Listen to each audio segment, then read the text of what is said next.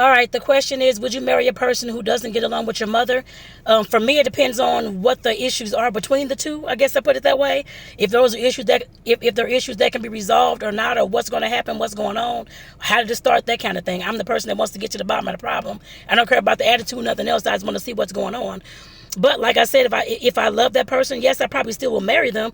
We just got to know and understand that if there's issue with my mother, father, people in the family, that kind of thing, that is going to probably be continuous throughout the relationship or while the relationship lasts, and that there may be times where we don't go visit family or whatever the case may be. I mean, sometimes you have to do that. It just depends on what you want to do.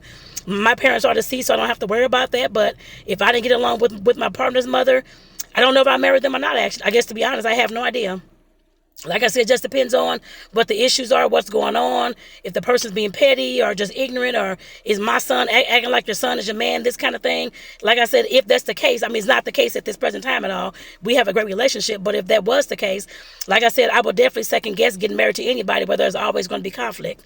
I don't want to be constantly triggered in a relationship where I'm going over somebody's house or they want to go visit for the holidays. Oh, honey, just deal with this, deal with that.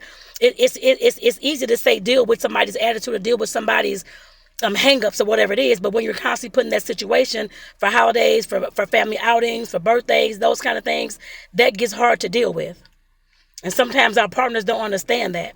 I've seen people who have had issues like this, actually. I haven't worked with them yet, but I have seen people, known people who have issues with this.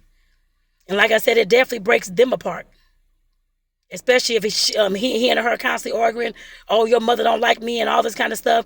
That's going to start breaking your relationship apart anyway.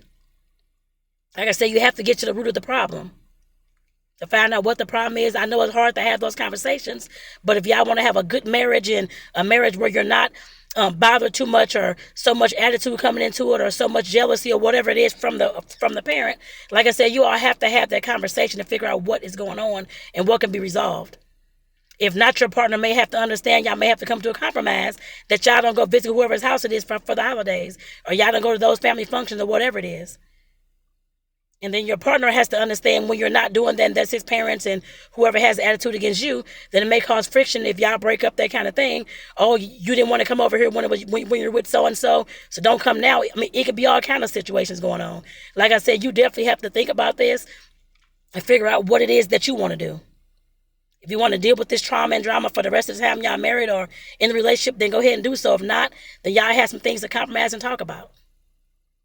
So like I said, that's the best answer I can give. Like I said, I would definitely have to think about that and get to the bottom of the issue. And if it can't be resolved for me personally, then there's nothing else I can do about that.